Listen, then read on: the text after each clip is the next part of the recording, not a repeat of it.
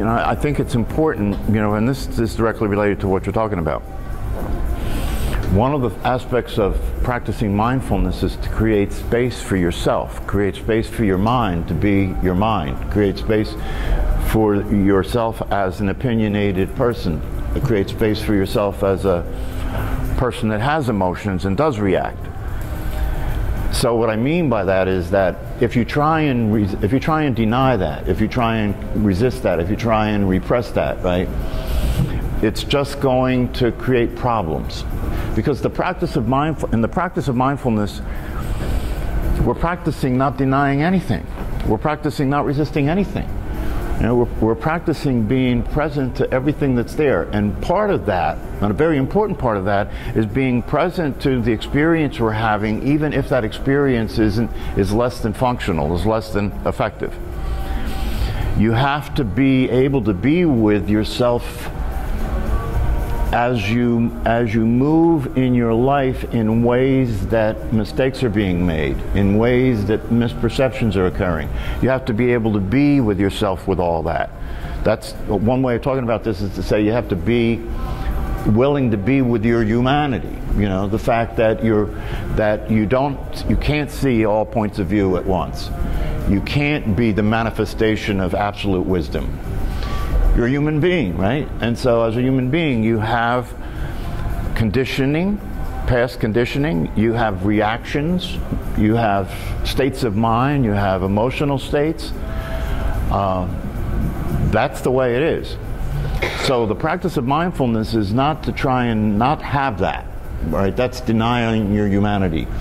The practice of mindfulness is to allow that to be the case, allow that to be there, and then having allowed it to be there. And that's challenging itself, yes? Yes. It's challenging itself because we tend to judge ourselves, judge our minds, judge our feelings.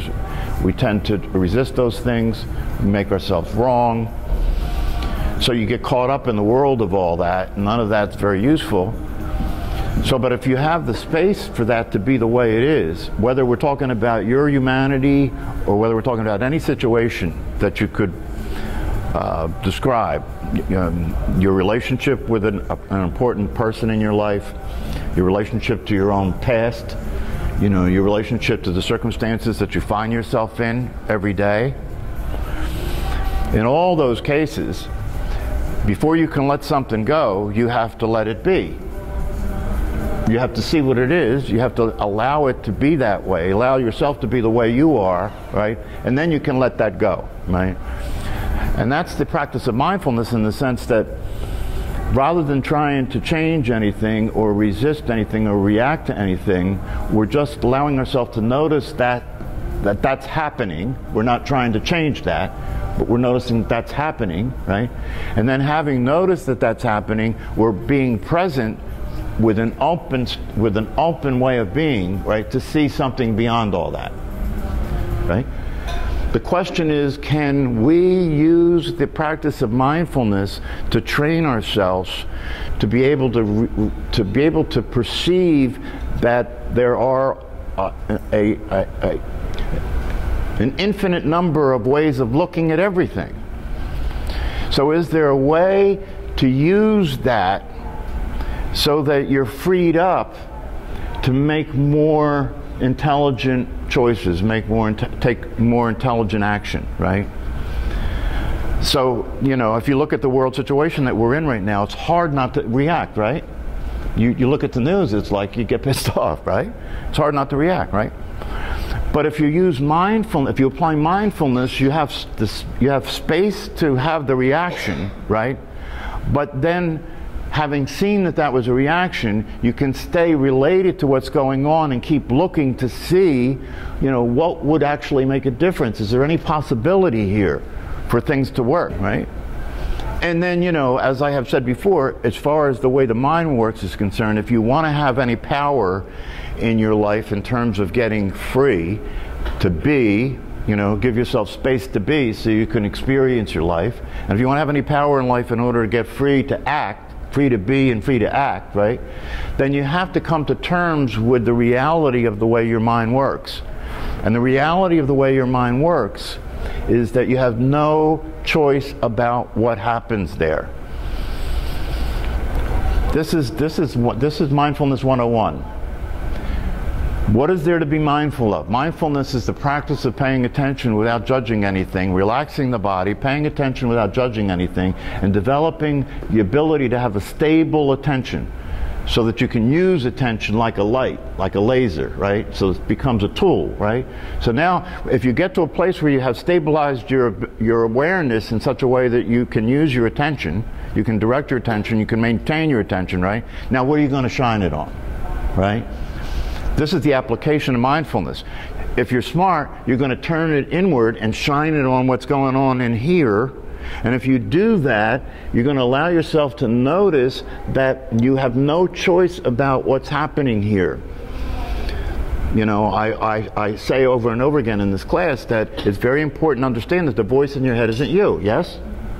Not only is it not you, but you have nothing to say about what it says.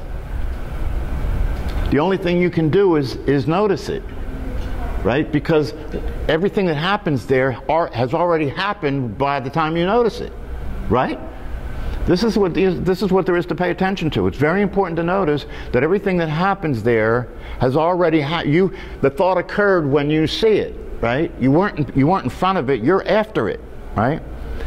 So if you start to pay attention, you'll notice that you have no say-so about what happens there. You have no say-so about what happens for you emotionally. When you're pissed off, when you notice you're pissed off, it already happened, right? You're not in front of it, you're behind it, right? This is very important because it gives you the ability to be related to it differently. So instead of trying to control it or change it, there's no controlling it or changing it if you have no say-so, right? There's no controlling it or changing it. But the way you relate to it is where the action is. That's the mindfulness.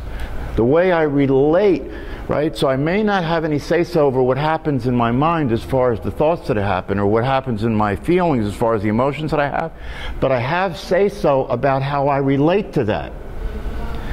Right? So if you're practicing mindfulness, you can have a crazy thought that's energized by a strong emotion, right?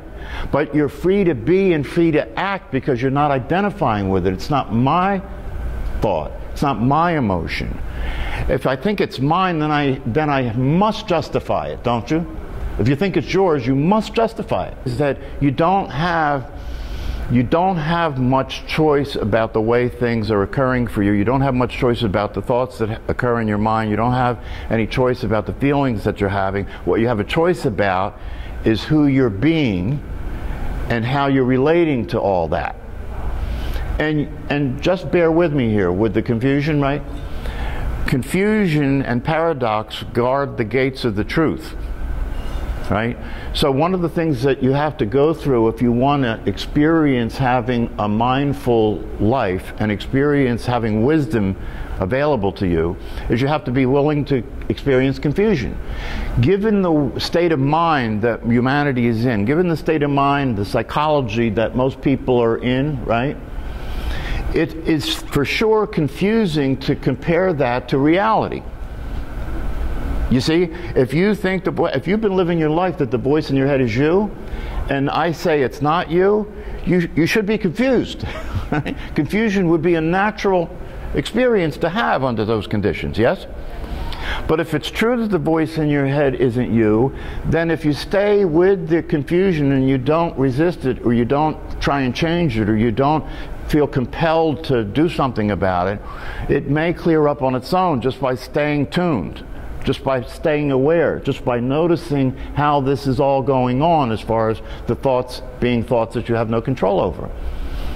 You have to take these things that we talk about here into your everyday ordinary experience and look at it. You know, when you're engaged with a person that you care about, right? Say important people in your life that you care about. When you're interacting, why? We consider those relationships to be very important opportunities to learn. Because why? Because they're the relationships where you're going to get hooked. Those are the situations where you're going to react, right? So that means you're going to have the greatest opportunity in those situations to watch the machine, to see how it's automatic, how you don't have any say-so about it. Especially with somebody that's really close to you, when they push the right button. When they push the right button, your stuff goes off, and it occurs to you like it's true that this person is doing this to me. It's true that they're inconsiderate. It's true that they're stepping on my feet. There's no space, there's no distance to look at it, right?